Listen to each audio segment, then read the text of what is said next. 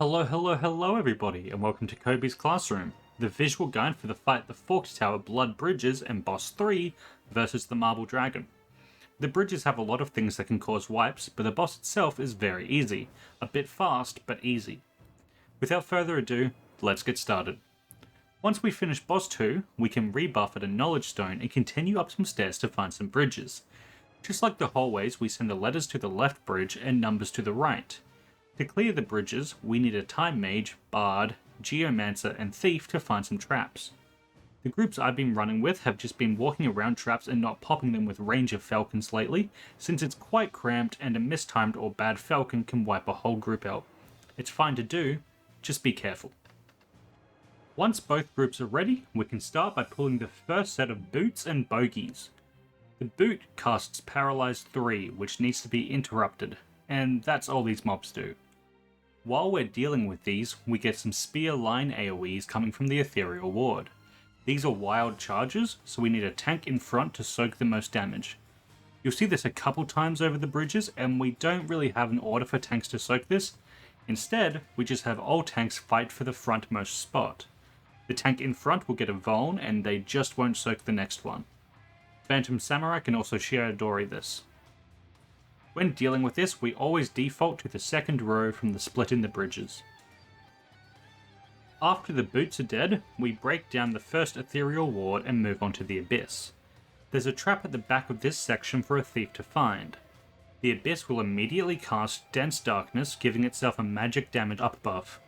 We need a Time Mage to dispel this, or its next cast, Diffuse Darkness, will wipe the raid. The Abyss just loops these two mechanics. While breaking down the next ward, we'll have some more spears to soak. There's two mines in the next section, just in front of the gap in the bridge. Once we get here, some idols will spawn. All of these will start casting Ancient Arrow 3, which needs to be cancelled, but stuns don't work. Instead, we need a Phantom Bard to use Romeo's Ballad to freeze time on them. You should make sure that all of the idols are casting by checking the glow around them before using Romeo's Ballad. If some get missed because you use it too early, they gain a resistance to it and can't be stopped. If they get the cast off, they'll wipe the raid. The Numbers Bridge can pull the next boots, which just do the exact same thing as the last ones. This pulls the boots on the other side too, so letters should pay attention and pull them back over.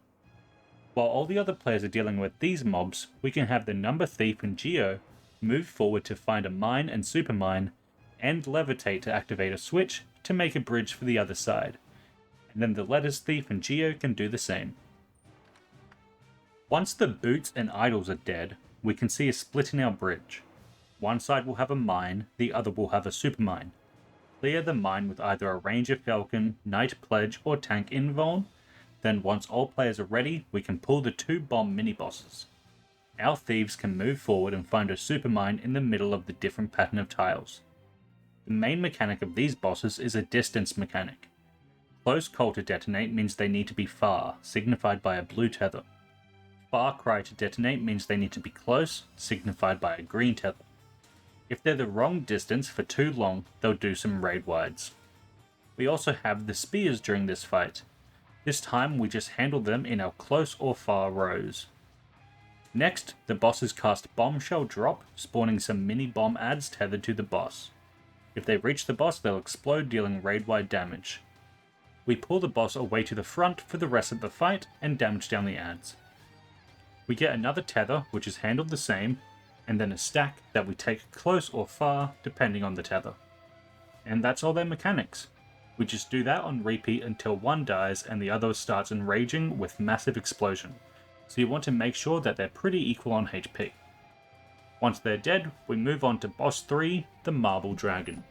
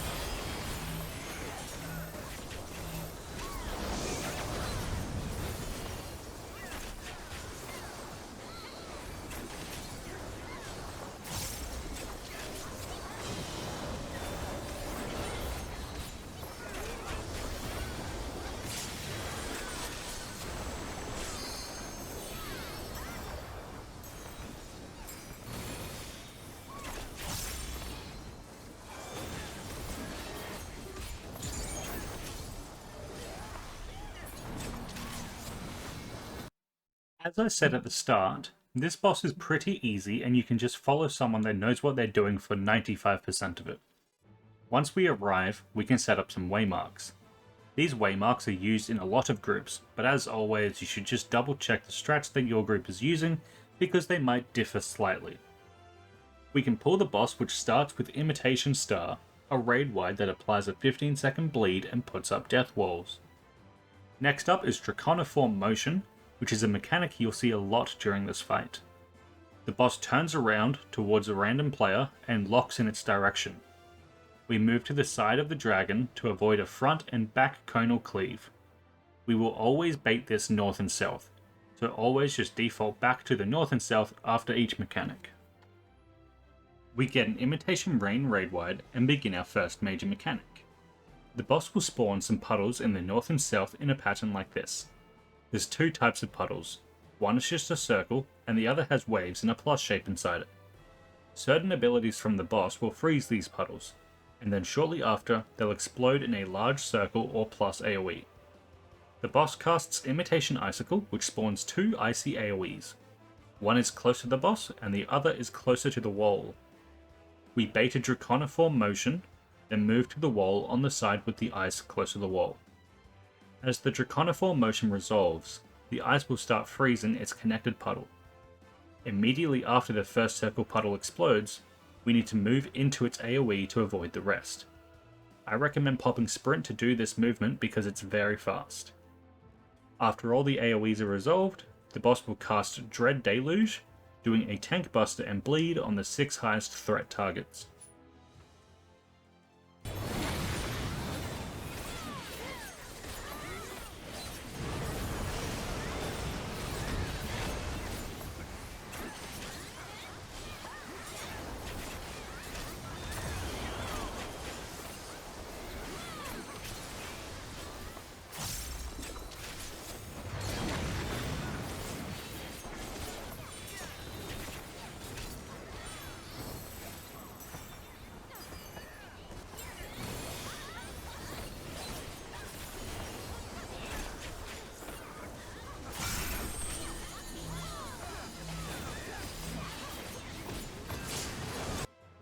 Our next major mechanic starts with another Imitation Rain raid wide. The boss starts casting Frigid Twister and spawns 2 circles and a plus puddle in the north and south, and a plus puddle in the middle. When the cast finishes, a twister will spawn on the east and west. These rotate clockwise or counterclockwise, and freeze any puddles they touch. There's 2 patterns for this mechanic depending on which puddle they touch first. To begin, we bait a Draconiform Motion, then move to the same side as the south plus puddle. Here it's west, but it could be east. As the Draconiform Motion resolves, the twisters start moving. Here they're going to hit the plus puddle first, so we have the in pattern. We dodge into the middle to avoid the pluses. You can dodge all the way out to the cardinal too. Then we dodge down to where the plus puddle was, and we're safe from the remaining AoEs. The other pattern is the out pattern, where the twisters hit a circle first. To handle this, we hide behind the plus puddle in the south, then dodge to 4 or D after the middle plus goes off. Afterwards, we get another Dread Deluge tank buster.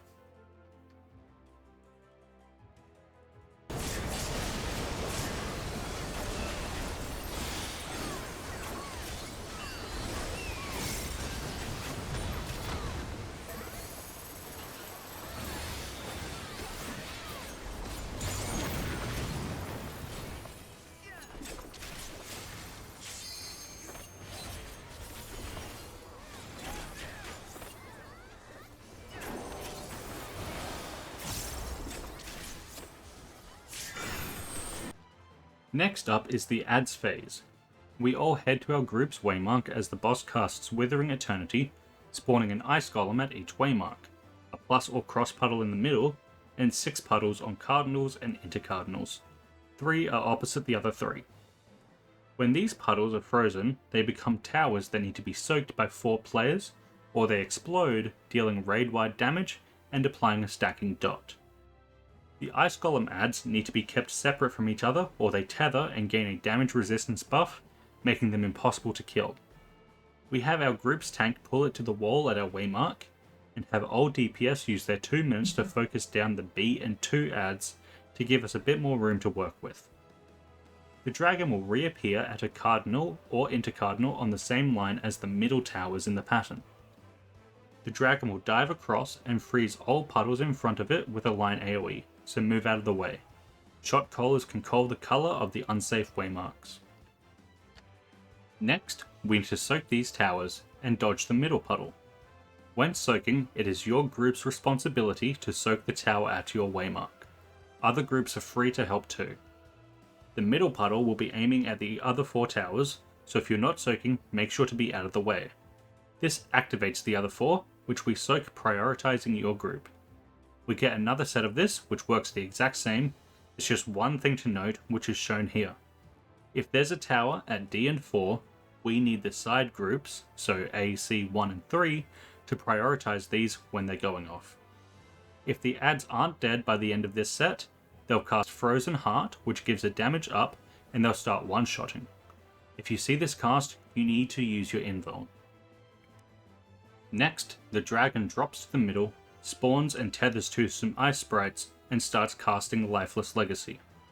We focus down the sprite at our waymark and then help the others. Once they reach the waymarks, Phantom Bards can use Romeo's Ballad to freeze them for a couple seconds. If any sprites reach the boss, it'll gain a damage up. Lifeless Legacy is a very, very heavy hitting raid wide, so use mitts. Every extra sprite damage up will just make this hit even harder.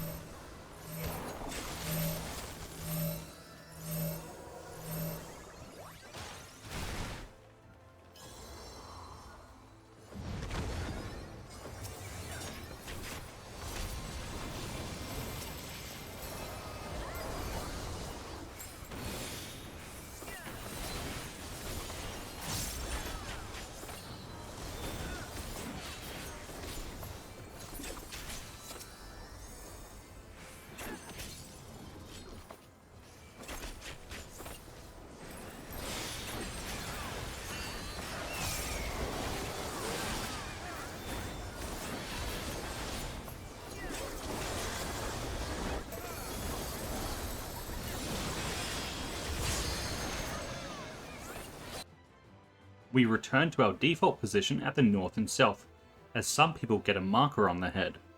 Wicked Water will apply a debuff on the marked players surrounding them in a bubble that needs to be cleared. We get another Imitation Rain raid wide and Imitation Icicle, which works the exact same as the first mechanic. Bait the Draconiform motion and go to the side with the ice puddle at the edge. The difference here is when the first AoE goes off, all the debuff players stay still while the others move like normal. This means they get hit by an ice AoE, freezing the bubble that we then break them out of.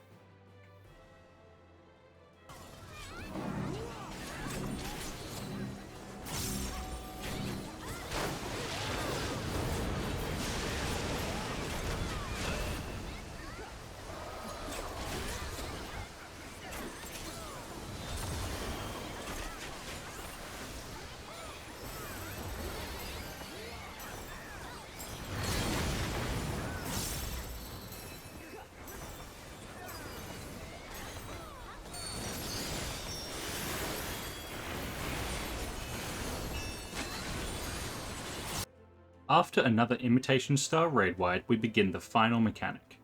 This spawns 2 circle puddles on one cardinal, and 2 plus puddles on the other cardinal, as well as 6 towers in the middle in a horizontal layout.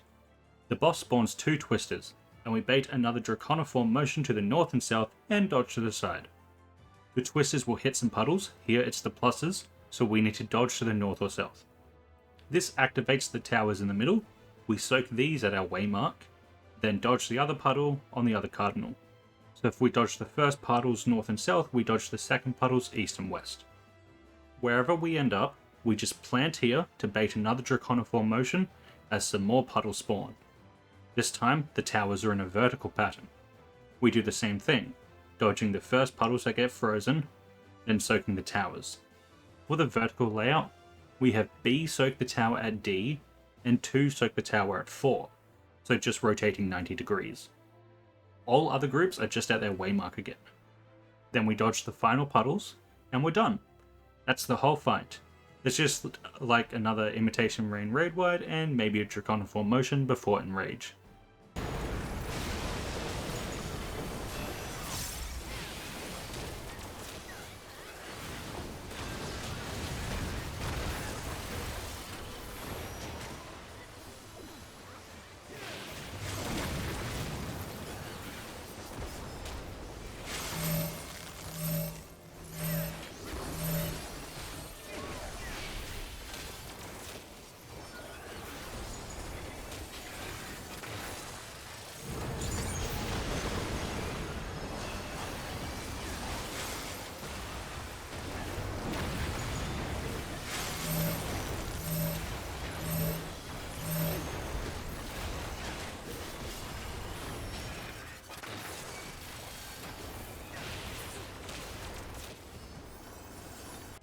That's it, just one boss left to go, and you've cleared the Forked Tower blood.